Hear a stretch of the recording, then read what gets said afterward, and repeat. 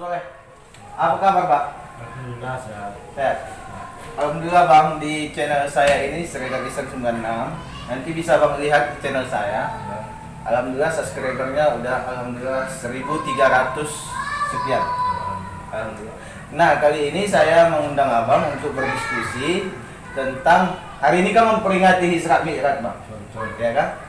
Jadi apa sih hikmah Hijrah Mi'raj ini terhadap kaum milenial zaman now saat ini, Bang? Karena kita tahu zaman sekarang ini anak muda ini sangat jauh daripada kaidah agama. Nah, baik para subscriber semua, sahabat semua, bagaimana videonya? Saksikan sampai habis, simak informasinya, mudah-mudahan bermanfaat untuk kita. Ya, Bang Soleh. Pertama, saya ingin Abang memperkenalkan diri dulu, Bang. Kepada para subscriber saya. Assalamualaikum warahmatullahi wabarakatuh. Perkenalkan, nama saya Khairuddin Solerab. Sebagai sahabatnya Ihsan Hamdi Armoyuda Sregar SH dan juga alumni dari UIN Sumatera Utara. Gitu ya. Ya. Nah, ini Bang, hikmah dari Isra dan Mi'raj bagi kaum milenial zaman now saat ini, kira-kira itu kita mulai awal diskusinya dari mana kira-kira, Bang? Ya. Jadi pertama itu, sebelum kita mengetahui peristiwa Isra wal Mi'raj, ada lebih baiknya kita memahami apa asbab musababnya sehingga peristiwa tersebut diperjalankan oleh Allah Subhanahu wa taala. Ya. Apa sebabnya? Apa sebabnya? Yang pertama memang bahwa peristiwa tersebut terjadi pada Amul Huzni, yaitu di tahun sedih, tahun duka cita. Kenapa disebut dengan tahun sedih, tahun duka cita? Karena Nabi Muhammad SAW mengalami kesedihan. Yang pertama sekali yaitu meninggalnya Abu Thalib. Abu Thalib ini adalah pamannya Nabi Muhammad. Paman Nabi Muhammad Abu Thalib, begitu banyak pamannya, hanya Abu Thalib lah yang tempat berdiam diri yang paling enak, yang sejuk dirasakan oleh Nabi Muhammad SAW. Abu Thalib ini, Bang, memotong bertanya, ayahnya Ali bin Abi Thalib. Iya betul, ayahnya Ali bin Abi Thalib. Abu Thalib. Bagaimana kecintaan Abu Thalib kepada anaknya, begitu juga cintanya kepada Nabi Muhammad SAW. Makanya ibaratnya Abu Thalib itu bentengnya Nabi Muhammad, sehingga kaum kafir Quraisy tidak berani mengejek, menghina, bahkan mengusir Nabi Muhammad dari kota Mekah, tempat kelahirannya.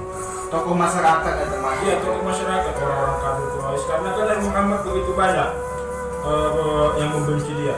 Bahkan apa kata, dibujuklah para petinggi-petinggi kafir Quraisy kepada Abu Thalib, wahai Abu Thalib, bujuk keponakan Nabi Muhammad untuk meninggalkan agamanya, untuk berhenti mendakwai agama Islam. Apa kata Nabi Muhammad? Kalau seandainya matahari terletak di genggaman tangan kananku dan bulan di sebelah kiriku, tidak akan ku tinggalkan agama Muhammad SAW, agama Islam. Tapi begitu ya, Bang. Ya, begitu meninggal Abu Thalib, bahkan kesedihan lain terjadi pada Nabi Muhammad SAW. Di tahun yang sama pun dirasakan oleh Nabi Muhammad, yaitu meninggal istrinya tercinta, yaitu Khadijah. Berarti secara bersamaan. Sebelum Isra dan Mi'raj. Sebelum Isra wal Mi'raj. Karena memang Isra wal Mi'raj perjalanan, Isra artinya perjalanan, seperti dalam surah Al-Isra ayat 1 itu, dan juga Mi'raj naik dari Masjid Aqsa ke Sidratul Muntaha sampai nanti meninjau bagaimana surga, bagaimana neraka, dan berkomunikasi langsung kepada Allah Subhanahu wa taala. Tapi kita lihat yang berkomunikasi, yang dilihat Nabi Muhammad itu bukan dari mata kepalanya, tapi adalah mata hatinya. Tidak bisa kita bayangkan. Tidak bisa kita bayangkan, makanya dibilang peristiwa itu spektakuler. Sehingga Nabi Muhammad keluar dari setelah pulang Isra wal Mi'raj, banyak sahabat, banyak penduduknya itu yang tidak percaya. Gila Nabi kalian itu, masa sepertiga malam pemberangkatan Isra wal Mi'raj terjadi pada Nabi Muhammad. Orang tidak percaya peristiwa tersebut. Karena durasi waktu tempuh jalan antara Masjid Aqsa udah berapa hari? Beberapa bulan, beberapa hari. Iya. Nah, jadi memang spektakuler tersebut tidak masuk akal bagi kaum yang mengingkari Nabi Muhammad. Dan bahkan meninggalnya Khadijah terjadilah kesedihan, merana. Karena memang Khadijah ini adalah sosok wanita marwahnya sangat dikagumi dan dihormati para penduduk kota Mekah. Tapi karena kedua ini meninggal, maka semakin mudah kaum kafir Quraisy mengejek, menghina, bahkan mengusir Nabi Muhammad. Jadi kesedihan pun semakin bertambah. Pergilah Nabi Muhammad untuk berdakwah Islam itu ke negeri Taif. Negeri Taif itu masih dalam lingkungan Jazirah Arab, Masih bagian Jazirah kota Mekah. Berarti hijrah itu ya. Ibaratnya mau pergi dari karena di Mekah itu sudah diusir ya. Dari Yusuf ya. Dengan berharap Nabi Muhammad itu mendakwa kepada negeri Taif supaya diterimalah dakwanya. Tapi ibaratnya itu kalau pepatah Melayu mengatakan untung tak dapat diraih, malang tak dapat ditolak. Dengan harap supaya diterima dengan baik, malahan kesambutan Nabi Muhammad itu malah dilempar pakai kotor unta, dilempar pakai kayu, dilempar pakai batu, bahkan kena pelipis Nabi Muhammad. Begitulah perjuangan Nabi itu ya, Bang. Begitulah perjuangan Nabi. Sudahlah meninggal pamannya, istrinya, dan juga ditambah lagi dihina, dicaci, dilempar. Jadi Nabi Muhammad itu berondoklah, ibaratnya kalau bahasa kita bersembunyi ya. Sembunyi. Ya. Bersembunyi. Bahasa Medannya berondok. Para Nah. subscriber. Bersembunyi di bukit, salah satu bukit tersebut. Berdoalah Nabi Muhammad itu, ya Allah, yang artinya itu, ya Allah, aku yang lemah ini, tolonglah kuatkan aku untuk menghadapi kaum-kaum orang-orang di Jazirah Arab tersebut. Datanglah malaikat Malakul Jibal, yaitu malaikat penghuni seluruh bukit ataupun gunung. Apa kata malaikat? Wahai Nabi Muhammad, kau tunjukkan kepadaku mana sini bukit yang paling besar di Jazirah Arab. Kau tunjukkan, lalu ku angkat bukit itu dan ku timpahkan ke negeri Taif supaya mati mereka semuanya. Saking geramnya malaikat Jibal itu, apa? Karena dihina Nabi Muhammad sallallahu alaihi wasallam. Kasih ampun. Tapi begitu Nabi Muhammad walaupun dia bersedih, ibaratnya itu sudah dihina dan dilempari, diusir, Nabi Muhammad tidak membalasnya dengan cacian, dengan makin, bahkan dengan sumpah serapah. Apa kata Nabi Muhammad SAW? Allahumma akhrij min aslabihim mayya'budullah wa la yusyrika bihi syai'an. Apa kata Nabi Muhammad? Boleh jadi orang itu masih kafir, boleh jadi orang itu masih jahat, tetapi saya berdoa anak dan cucu-cucu mereka itu menjadi penghuni pemeluk agama Islam. Dan sekarang kita ketahui negeri Taif itu 100% Muslim. Alhamdulillah. Kalau di Mesir, di Turki dan sebagainya, di Persia masih ada Kristen Ortodok, Nasrani dan lain sebagainya. Ya, jadi gini Bang, itu kan sejarah singkat dari Isra dan Mi'raj. Jadi kita ambil kesimpulannya supaya bahwasanya para subscriber mengambil poin dari isi diskusi kita dan semoga bermanfaat juga. Hikmah dari sebuah Isra dan Mi'raj menurut Ustaz Soleh ini ialah bahwasanya di masa kesedihan kita, apalagi sekarang COVID-19, di dalam kesedihan, keterpurukan kita, jangan kita terpuruk dalam beribadah. Jangan kita lalai dalam beribadah, menjauhkan diri kepada Tuhan. Padahal jawaban dari keterpurukan dan kesusahan kita saat ini adalah dekat dengan Tuhan. Bukan begitu, Ustaz? Nah, suri tauladan yang baik adalah pada diri Rasulullah. Jadi pada kisah Isra dan Mi'raj ini kita dapat mengambil hikmahnya. Kira-kira hikmah untuk milenial apa ini, Ustaz? Nah, untuk kaum milenial, karena di kaum milenial ini masih banyak ibarat itu masih dalam pengangguran ibaratnya kan, ataupun mau menghalalkan seseorang tidak ada ekonomi. Menghalalkan gimana maksudnya? Menikahi calon istrinya misalnya. Oh iya. Dan ini kan masih ada kaum milenial yang mungkin kita kasihan, yang umurnya 28 atas, yang belum menikah. Padahal memang umur segitu sudah wajar menikah.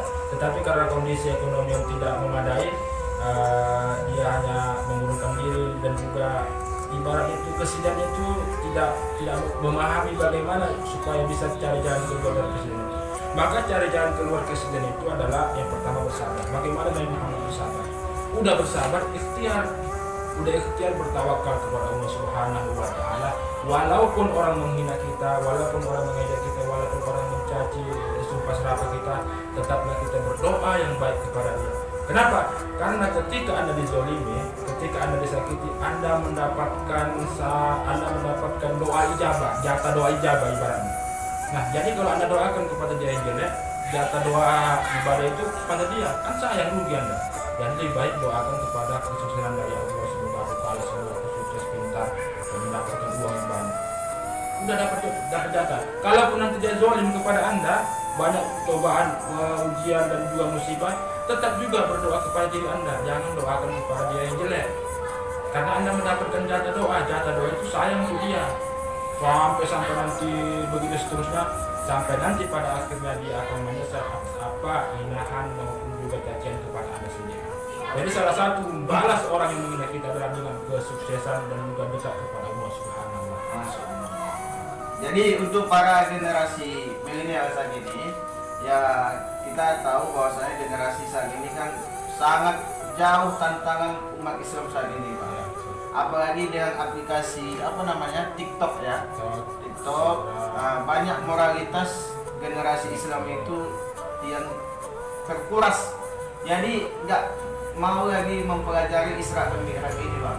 Jadi bagaimana motivasi bagi Abang, bagi subscriber yang menonton supaya meningkatkan iman dia atas perjalanan Rasulullah ini pada Isra wal Mi'raj.